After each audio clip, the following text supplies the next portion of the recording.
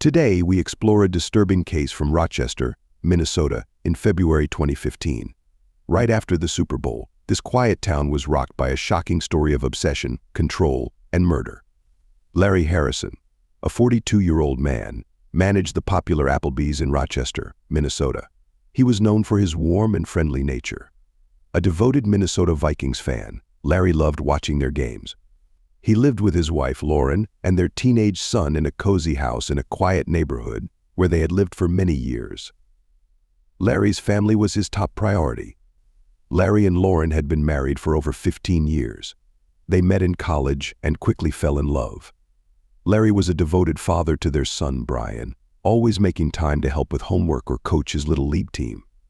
Larry's friendly nature made him a beloved figure in Rochester. He often volunteered at the local food bank and took part in community cleanup events. In the days before his death, Larry was busy organizing a community event at his restaurant to celebrate the end of the football season. He aimed to bring people together for a big feast, featuring everyone's favorite dishes and highlights from the game. The Super Bowl had just occurred on February 1st, 2015, with the New England Patriots defeating the Seattle Seahawks. Larry was excited about the event and had been working extra hours to ensure everything was perfect. Larry also had personal plans. He was excited about a family trip to the Mall of America, where they planned to visit the amusement park and shop at their favorite stores. Larry was a simple man who found happiness in everyday moments with his family and friends. In summary, Larry Harrison was a man who deeply valued his family, community, and work. He was well loved and had a promising future full of dreams and plans. His sudden death was a shock to everyone who knew him, leaving a void that could never be filled. On the morning of February 8, 2015, around 7:30 a.m., Lauren Harrison discovered her husband, Larry, dead in their kitchen. It was a cold, snowy day in Rochester, Minnesota. Lauren had risen early to prepare breakfast. As she entered the kitchen, Lauren was confronted with a horrifying scene. Larry's body was lying on the floor, surrounded by a pool of blood. He had been stabbed multiple times. The sight was both shocking and terrifying. Lauren immediately screamed for help, and her cries woke the neighbors, who quickly came over to see what was happening. One of the neighbors, Mary Benedictus, who lived next door, ran over to check on Lauren. Upon seeing the gruesome scene, she quickly called 911. Mary later described feeling a mix of fear and disbelief. Having known Larry for years, Mary couldn't believe that something so horrific could happen. It felt like a nightmare, she later told the local news. Larry was such a kind man. Mary couldn't understand why anyone would do this to him. The 911 operators stayed on the phone with her, trying to keep her calm until emergency services arrived. Meanwhile, Lauren, in shock and grief, could barely speak. She kept repeating Larry's name, struggling to grasp the brutal reality before her. Within minutes, police and paramedics arrived. The first officer on the scene observed the sheer horror on Lauren's face. He tried to comfort her while securing the area. Paramedics quickly assessed Larry, but determined he had been dead for a while. News of Larry's death spread rapidly through the small town. Local media, including the Rochester Post-Bulletin, reported the shocking incident. Neighbors and friends gathered outside the Harrison home, exchanging whispers and offering support to Lauren and her son. The community, which had been lively with post-Super Bowl excitement just a week earlier, was now in a state of shock and mourning. The discovery of Larry Harrison's body marked the start of a tragic and intricate investigation that would uncover dark secrets and deeply affect the community. On the morning of February 8, 2015, the Rochester Police Department arrived swiftly at the Harrison home. They secured the area and attempted to comfort a shocked and distraught Lauren Harrison. Paramedics soon arrived and confirmed that Larry Harrison was deceased. Detective Jonathan Gustafson, a veteran with over 20 years on the force, and Detective Sarah Brown, known for her keen instincts, were assigned to lead the investigation. They arrived shortly after the initial officers. Detective Gustafson was known for his methodical approach, while Detective Brown had a sharp eye for detail. The crime scene in the kitchen was horrific, with blood covering the floor, countertops, and even splattered on the walls. Larry had been stabbed multiple times, suggesting a violent struggle. The detectives observed that there were no signs of forced entry, implying that Larry might have known his attacker. Detectives Gustafson and Brown began their investigation by examining the body. Larry had defensive wounds on his arms, indicating he had tried to fend off his attacker. The detectives then started gathering evidence, taking fingerprints, blood samples, and photographs of the scene. They also recovered the knife used in the attack, which was found near Larry's body. Forensic experts were brought in to analyze the evidence. They used tools such as luminous to detect hidden bloodstains and UV lights to find traces of bodily fluids. They also employed bloodstain pattern analysis to reconstruct the events of the attack. This technique helped them piece together what happened leading up to Larry's death. Meanwhile, the detectives interviewed Lauren, who was still in shock. At first, Lauren couldn't provide much information, but she mentioned hearing a noise in the kitchen during the night. The police also spoke with neighbors, including Mary Benedictus, who had called 911. Mary hadn't seen or heard anything unusual that night, which deepened the mystery. Local media, including the Rochester Post-Bulletin, covered the story extensively. The community was stunned, with everyone eager to find out who could have committed such a horrific act against Larry, a well-loved and respected member of their town. The police established a tip line, hoping that someone might come forward with useful information. As the investigation continued, the detectives realized they needed to act quickly. The evidence suggested that the attacker was someone close to Larry, but they needed additional proof to make an arrest. The crime scene was only the start of a complex and distressing case. The first person the police investigated was Lauren Harrison, Larry's wife. At 38 years old, Lauren worked as a nurse at the local Mayo Clinic. Known for her caring nature, Lauren was scrutinized closely by the detectives, who had to examine everyone connected to Larry. Married for over 15 years, Lauren and Larry appeared to be a happy couple. However, the investigation uncovered some troubling secrets. Lauren was having an affair with Garmin Wilson, her 18-year-old son's best friend. This relationship strained her marriage and made her a suspect in Larry's murder. Detectives Gustafson and Brown brought Lauren in for questioning. The interview was conducted at the Rochester Police Department. Lauren was visibly nervous and upset, given the situation. The detectives questioned her about her relationship with Larry and inquired whether there had been any issues in their marriage. Lauren admitted to the affair with Garmin but insisted she still loved Larry and would never harm him. The detectives questioned her about her whereabouts on the night of the murder. She said she had been at home, asleep, and did not hear anything unusual until she discovered Larry's body the next morning. The detectives observed her emotional responses, which appeared genuine, but they could not eliminate her as a suspect at this stage. They also inquired about any recent arguments between Lauren and Larry. Lauren acknowledged that they had been arguing about her affair, but denied that these disputes ever became physical. Lauren's responses were consistent, but the detectives required more evidence to confirm her involvement in Larry's death. Throughout the investigation, Lauren maintained her innocence. She was cooperative but clearly devastated by Larry's passing. They found no suspicious activity linking Lauren directly to the murder. However, the affair with Garmin Wilson remained a key point of interest. The detectives decided to question Garmin, hoping he could provide more insights into the situation. As the investigation progressed, the police recognized the need to consider other potential suspects. While Lauren's affair was a significant clue, it didn't solve the case entirely. The detectives understood they needed to dig deeper to uncover the truth behind Larry Harrison's tragic death. With Lauren's affair now known, the police shifted their focus to Garmin Wilson, the 18-year-old high school senior and part-time mechanic who was both Larry's son's best friend and Lauren's secret lover. Although Garmin was well-liked and charismatic, his involvement with Lauren placed him in a difficult position. Detectives Gustafson and Brown brought Garmin Wilson in for questioning on February 9, 2015, at the Rochester Police Department. Garmin seemed nervous but was cooperative throughout the interview. The detectives questioned Garmin about his relationship with Lauren and its potential impact on Larry. Garmin confessed to the affair, which began a few months prior. He maintained that he had no issues with Larry and that Larry was unaware of the relationship. Garmin said he had been at home working on a car in his garage the night of the murder. While his alibi seemed credible, the detectives needed to confirm it. They also asked Garmin about his feelings toward Larry.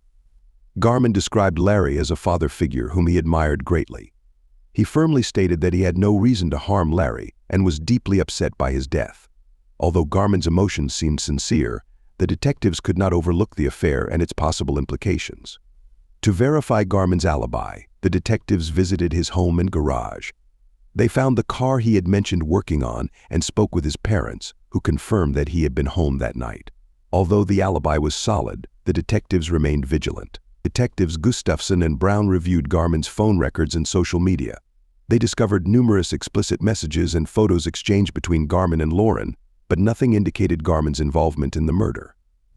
The texts revealed their sexual relationship, but there were no threats or discussions about harming Larry. Garman's responses during the interrogation were calm and consistent. He expressed genuine concern for Lauren and her son and cooperated fully with the police, which worked in his favor. Nonetheless, the detectives continued to view him as a suspect because of his close relationship with Lauren and the possible motive arising from their affair. The investigation into Garman yielded no direct evidence connecting him to Larry's murder. His alibi was solid, and there were no incriminating messages that implicated him. Although Garman remained a person of interest, the detectives realized they needed more concrete evidence to either confirm or eliminate his involvement. The police recognized that Garman's affair with Lauren added complexity to the case, but also underscored the intricate relationships within the Harrison family. On February 10, 2015, a severe snowstorm hit Rochester, Minnesota. Despite the challenging conditions, the investigation pressed on. That afternoon, Detective Sarah Brown found an important clue in an unexpected place. While re-examining the house, she decided to check Margaret Smith's bedroom more closely. Margaret, who was 64 and had mental health issues, lived with the Harrisons. Detective Brown discovered a series of hidden letters in Margaret's room. The letters were shocking and disturbing, addressed to Larry and containing explicit content. The letters revealed that Margaret had an unhealthy obsession with Larry, believing he was the reincarnation of her late husband, Edgar. This revelation dramatically shifted the focus of the investigation. Detectives Brown and Gustafsson were taken aback by the content of the letters, which revealed Margaret's obsessive and delusional feelings for Larry. It became evident that her attachment to him was far from ordinary. Detectives discovered that Margaret had recently stopped taking her schizophrenia medication due to side effects, including tardive dyskinesia, which caused involuntary movements. They interviewed Lauren again, who acknowledged that her mother had always been controlling and somewhat unstable. Margaret's mental health issues had made her behavior unpredictable, and Lauren was stunned to discover the letters and her mother's obsession with Larry. Forensic experts confirmed that the letters were indeed written by Margaret. The police reviewed Margaret's medical records and found that she had stopped taking her medication about a month before Larry's murder. This led to the conclusion that her unstable mental state might have influenced her actions. The letters were a crucial breakthrough in the investigation. The letters offered a fresh motive and insight into the complex relationships in the Harrison family. Although the investigation was ongoing, the detectives were closer to uncovering the truth about Larry Harrison's murder and had a new primary suspect to focus on. Margaret's obsession with Larry, along with her mental health challenges, made her a prime suspect. However, more evidence was needed for an arrest. As the investigation advanced, the police refocused on Margaret Smith, Larry's 64-year-old mother-in-law.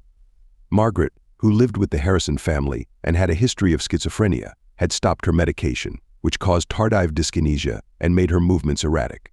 On February 12, 2015, detectives Gustafsson and Brown brought Margaret in for a more detailed interrogation. Margaret was initially calm but grew defensive when questioned about the explicit letters she had written to Larry. She admitted to writing them but insisted they were harmless expressions of her feelings. The detectives then probed into her relationship with Larry. Margaret described Larry as a kind and caring man but admitted her obsession with him. She believed Larry was the reincarnation of her late husband, Edgar. This belief had led her to write the letters and act in a controlling manner towards her daughter, Lauren. Margaret's mental health issues were a key aspect of the investigation. The detectives discovered she had stopped taking her medication about a month before Larry's murder, which suggested her mental state might have influenced the crime. The detectives questioned Margaret about her activities on the night of the murder. She said she was in her room watching old episodes of Gunsmoke and hadn't heard anything unusual. However, her inconsistent answers and the disturbing content of the letters raised suspicions. Forensic experts discovered Margaret's fingerprints on the knife used in the murder. This, combined with the disturbing letters and her erratic behavior, solidified her as a prime suspect. Additionally, Margaret's motive was evident: her obsessive feelings for Larry and her desire to maintain control over Lauren and her grandson. Margaret's reactions during the interrogation fluctuated between calm and agitated. She maintained that she loved Larry and would never harm him, but her statements were often confusing and inconsistent. The detectives observed her unstable behavior and persisted in questioning her to uncover the truth. The investigation uncovered that Margaret's mental health struggles and her obsession with Larry had created a dangerous scenario. Her decision to stop taking her medication and her irrational beliefs about Larry suggested a possible motive for the murder. As the police gathered additional evidence, they recognized the importance of exploring every angle to fully understand what led to Larry's death. Margaret's mental health and history of erratic behavior were key elements in the investigation. The detectives understood the importance of a thorough examination to uncover the truth behind Larry Harrison's tragic death. On Valentine's Day 2015, the Rochester police made a significant breakthrough in the case. After thoroughly reviewing the evidence, the police identified Margaret Smith, Larry's 64-year-old mother-in-law, as the murderer. Margaret, who lived with the Harrison family, had a history of mental health issues. Her obsession with Larry, combined with her deteriorating mental state, had led to this tragic outcome. The police reconstructed the events of the night of the murder. Margaret had confronted Larry in the kitchen, aggressively demanding sex. When Larry loudly refused, Margaret's obsession turned violent, leading to the tragic outcome. In a fit of rage, Margaret grabbed a kitchen knife and stabbed Larry multiple times. Despite his attempts to defend himself, Larry couldn't escape the brutal attack. Detectives Gustafson and Brown, accompanied by a team of officers, went to the Harrison home to arrest Margaret. At around 6 a.m., the police arrived at the Harrison home to arrest Margaret. When informed of the charges, she first seemed confused and then became hysterical, screaming, "This Valentine's Day, I give my heart to you, Larry." She insisted that his death was an accident caused by her tardive dyskinesia. The overwhelming evidence led to Margaret's arrest, which sent shockwaves through the Harrison family. Lauren and her son were left utterly devastated by the turn of events.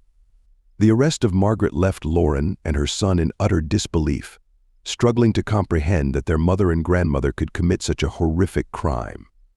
The neighbors, who had always perceived Margaret as a frail and eccentric figure, were equally shocked.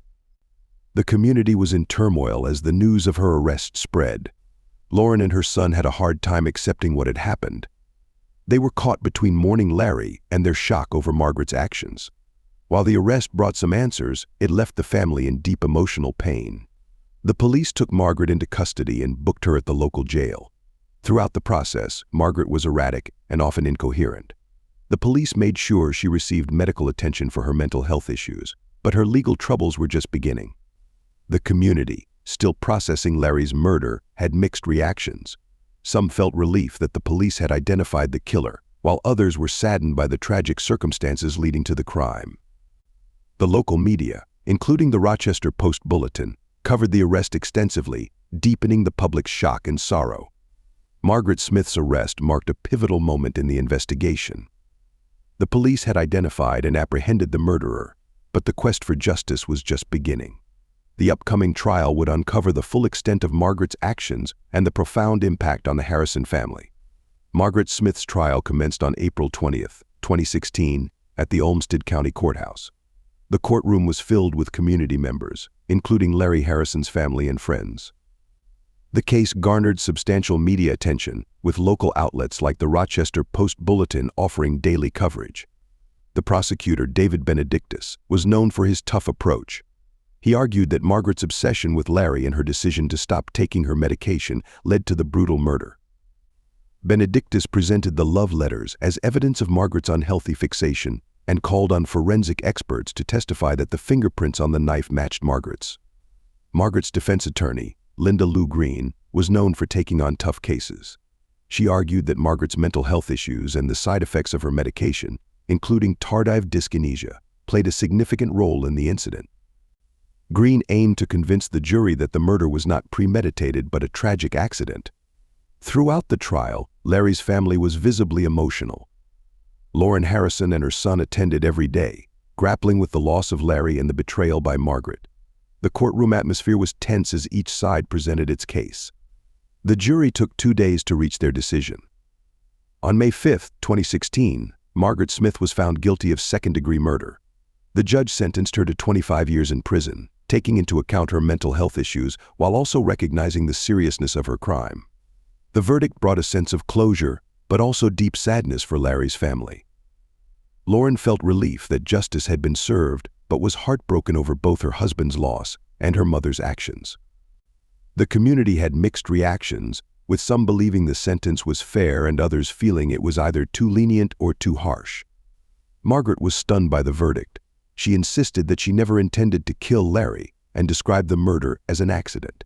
Her erratic behavior persisted, leading to her transfer to a facility where she could get mental health treatment while serving her sentence. The prosecution's case was compelling, emphasizing Margaret's obsession with Larry and the deliberate nature of the crime.